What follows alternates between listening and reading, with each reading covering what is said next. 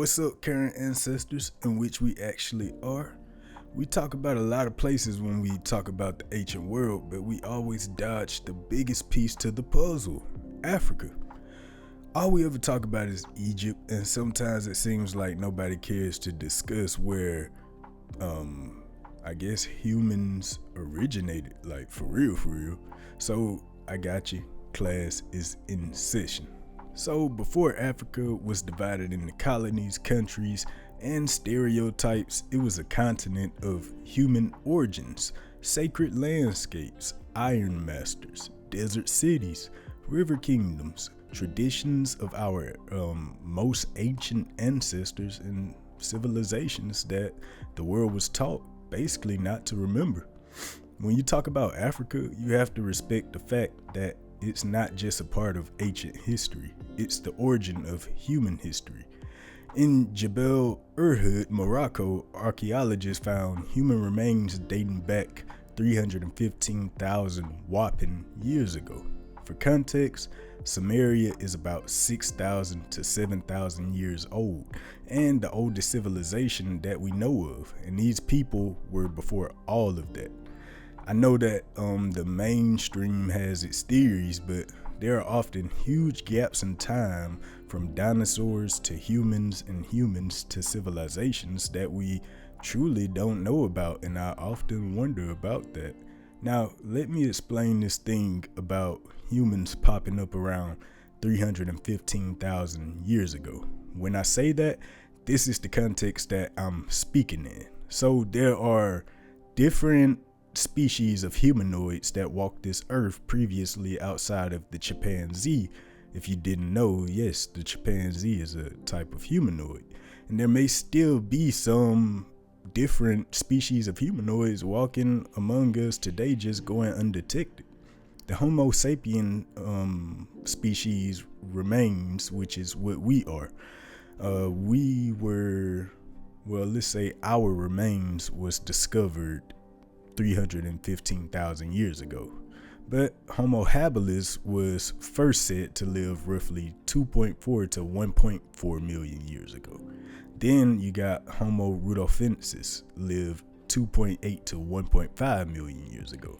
Then Homo ergaster lived about 1.9 to 1.4 million years ago. And Homo ergaster is thought to be the precursor to the African Homo species, having more human body-like proportion, I would say.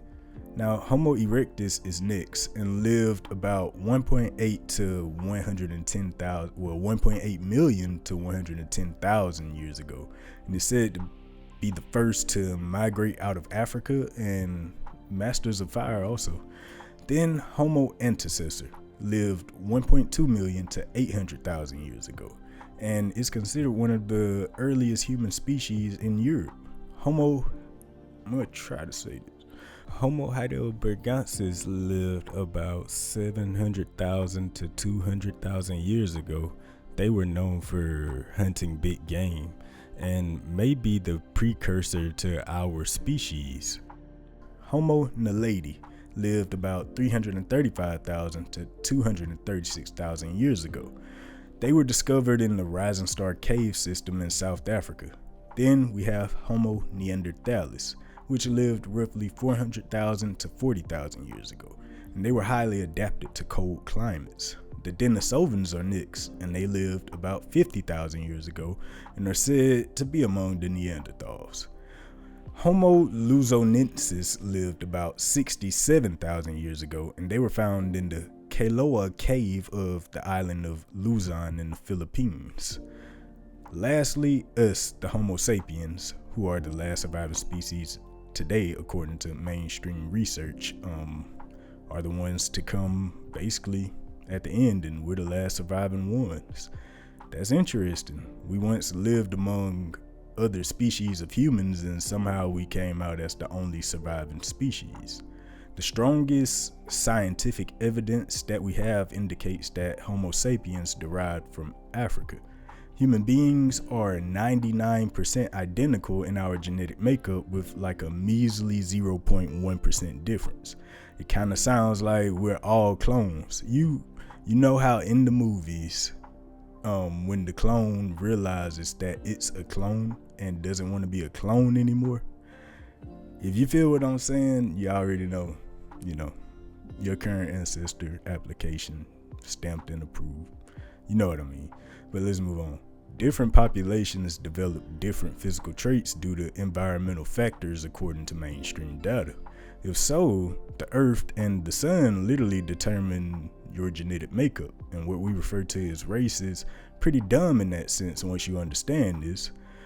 Race is thought of as a controlled modern concept placed on top of a much older human variation when you think about it this way. See, we would all be considered one race to another species. Plus, you can only see like 0.00001% of color anyway, something like that, to be completely honest. But the most interesting part is that those other races lasted for millions of years and then suddenly started disappearing off the face of the earth. And according to mainstream data, we're about 300,000 to 400,000 years old, making us still pretty young in comparison. But let's go ahead and dive deeper into these other species of human, see if we can get a better understanding on what's going on. So when people hear the phrase human evolution, most of the time we go monkey, caveman, then human, like in a straight line. That's wrong. For most of prehistory, multiple species of humans existed. It's like if you met another intelligent species that looks almost human but not quite. The earliest member of our genetic ancestry log is Homo habilis, living 2.4 to 1.4 million years ago, aka the handyman.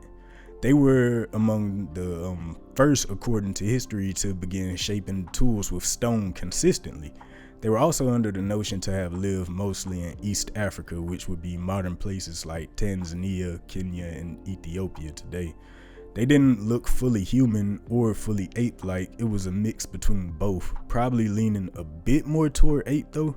They were about 4.5 to 5 feet tall with long arms, short legs, and an ape-like face, but having a larger brain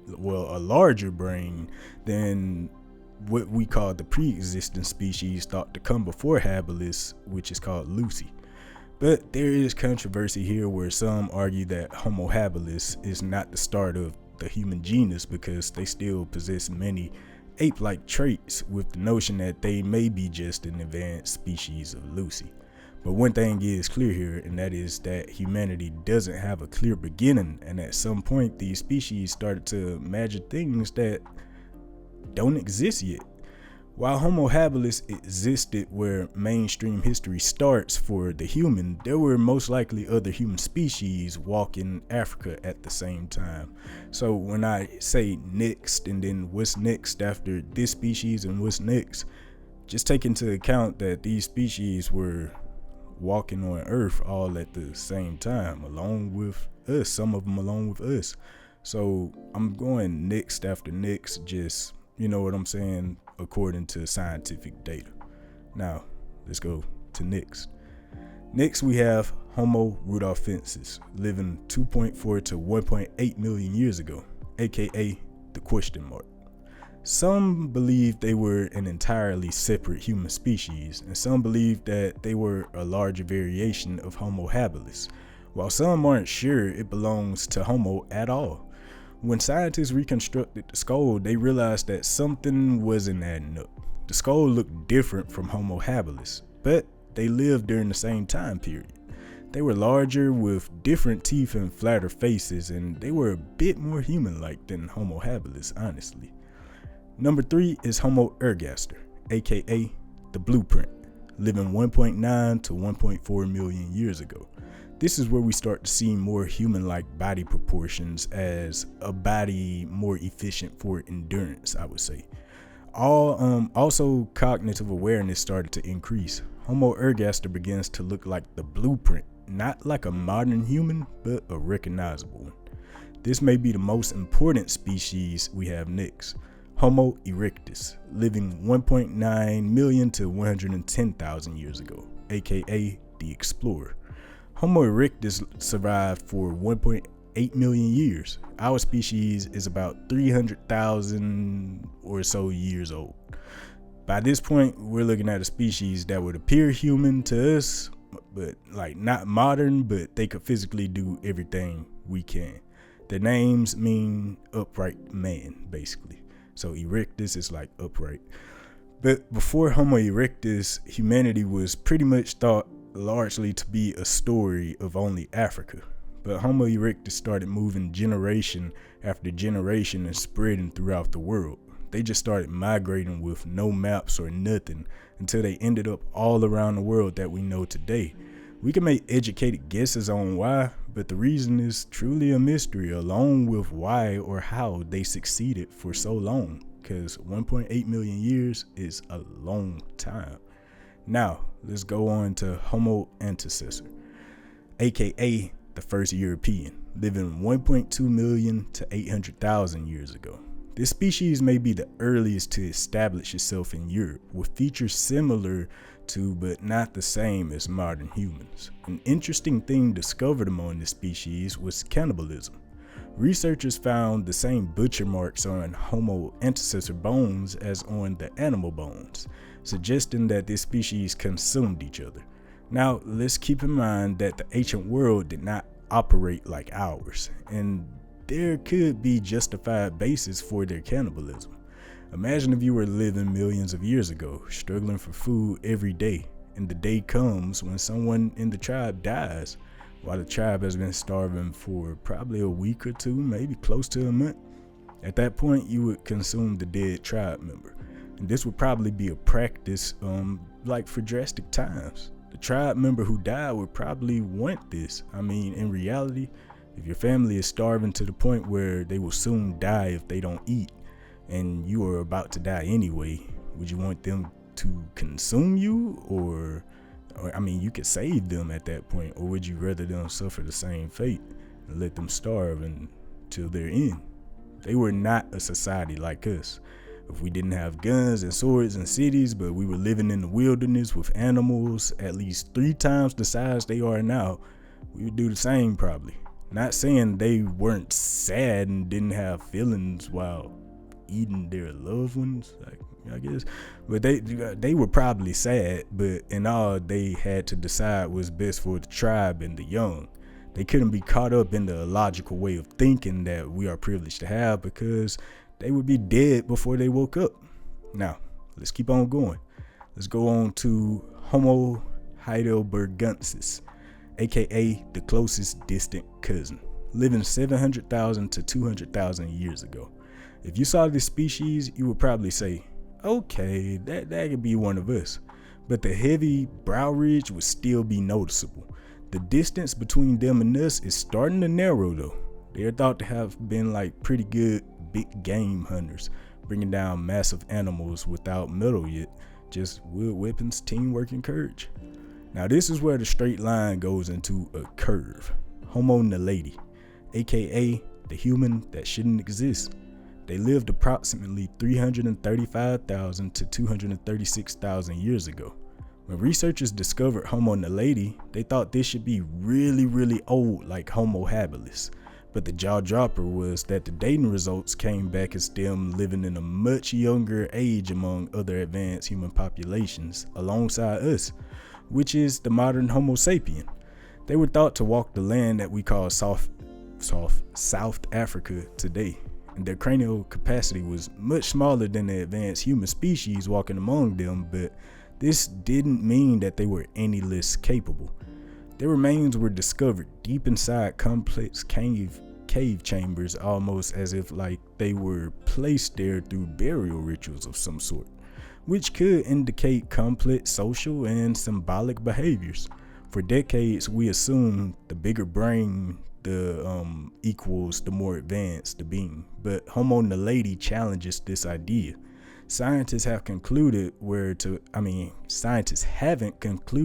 place Homo naledi on the family tree, because it seems that they are a very ancient lineage that survived much longer than they should have, and may have split off early and remained isolated from the other species. Now, we get into the family that is not so distant, Homo neanderthalis, aka the other human, living 400,000 to 40,000 years ago. While our ancestors lived throughout Africa, Homo neanderthalis lived in Eurasia throughout the Ice Age. They are thought to be built for like cold environments with thick bones and short and stocky statures. They look different from us, but not ape-like. Their brains were larger than modern humans, not meaning they were smarter, but meaning they were definitely more capable than the fictional narrative of them being immature cavemen. They survived environments that would be life-threatening for any species at the time, all while still hunting mammoths and woolly rhinoceroses with wooden weapons. They also cared for their sick and treated their injured. They knew what community was. Neanderthals proved themselves to be just as capable as our ancestors, dismissing this fake caveman narrative. Then modern humans migrating out of Africa encountered Neanderthals in Eurasia at some point, and they shared the planet together and had children together. Many people today living outside of Africa carry about 1 to 2% Neanderthal DNA. Even though this species was so close to us, the mystery still remains about why and how they disappeared. On to another bump in the road, the Denisovans, aka play cousin. They lived about 300,000 to 50,000 years ago. Their DNA belonged to neither Homo sapiens nor Neanderthals, and that shocked scientists because that means that 50,000 years ago, not just 2 or 3 human species walked this planet at the same time, but multiple did, making it clear that the Earth was occupied by more than 1 or 2 human species just as capable as Homo sapiens. We don't know exactly what the Denisovans looked like, but research suggests that they were similar to the Neanderthals. But it's still a mystery. The weird thing is that the fossils come from Siberia, but the DNA traces back to places like Papua New Guinea, Australia, and Melanesia, and parts of Southeast Asia. Just like the Neanderthals, Homo sapiens also met the Denisovans and had children with them. They were also capable of breathing normally at high altitudes where oxygen is low, and they passed this gene on to some Tibetan populations today. And it is also a mystery on how they disappeared. Now we get to us, Homo sapiens, aka the storyteller, with our dating going back 315,000 years ago. The $1 million question is what made us different. No one truly knows, but people have ideas. I mean, according to research, the Neanderthals were stronger than us, and other species also had brains just as large as ours. Around 60 to 70,000 years ago, we left Africa and expanded all throughout the world, and every continent that we know of today. But why us is the question. Why did we outlast every other species? It's truly a mystery. This evolution research actually got me thinking about the mythology stories. Why the other species of humanity disappeared is just so mysterious, but it just makes me think of mythology. For example, in Sumerian mythology, Enlil got pissed with the humans for making too much noise and wiped them out. Or the flood narrative of every culture making one people survive to repopulate the earth. Or even how Homo sapiens might have been given wisdom like in the Adam and Eve myth, or the end of the Greek Golden Age when humans became truly conscious and able to imagine things outside of themselves. So let's make a deep dive into the realm of possibility and see what we could possibly, get. I don't know. Now, in science, we see multiple human species until we are the last ones left standing, basically. And we start to develop increasingly complex symbolic thought, language, culture, and large-scale cooperation methods. In myths, the story is pretty similar. Just like multiple different human species are Noticeable in science, myths also speak of multiple ages of humanity. Then we have species that start mysteriously disappearing, leaving us as the only survivors of humanity in science. And in mythology, we have humanity being destroyed due to catastrophe or divine intervention. Also, just like how modern humans start to develop complex thought in science and mythology, we have human beings being given wisdom or consciousness in some type of way. For example, Adam and Eve eating from the tree of knowledge of good and evil, or in Sumerian mythology, how Enki and Ninki breathed the breath of life into humans, which can be thought of as some type of divine teacher giving more knowledge to us than we previously had, making us more capable. And in every myth across traditions, some of the other gods, or God in general, are not so happy about this gift being given to us. Homo sapiens were considered to be storytellers, meaning we could remember. Now, taking into account that stories change from ear to ear, it puzzles me why the story is damn near the same throughout every culture and religion. We talk about how humans were given wisdom and how humanity was once wiped out, but why would that be the first memory for how humanity came to be? I mean, in all honesty, I'm not saying they didn't have fun, but who has time to play around and make stuff up like this when you have to constantly focus on survival? I believe those myths played a huge part in their survival, actually, and that's why they are still being told and believed to this day in different forms like religion and science.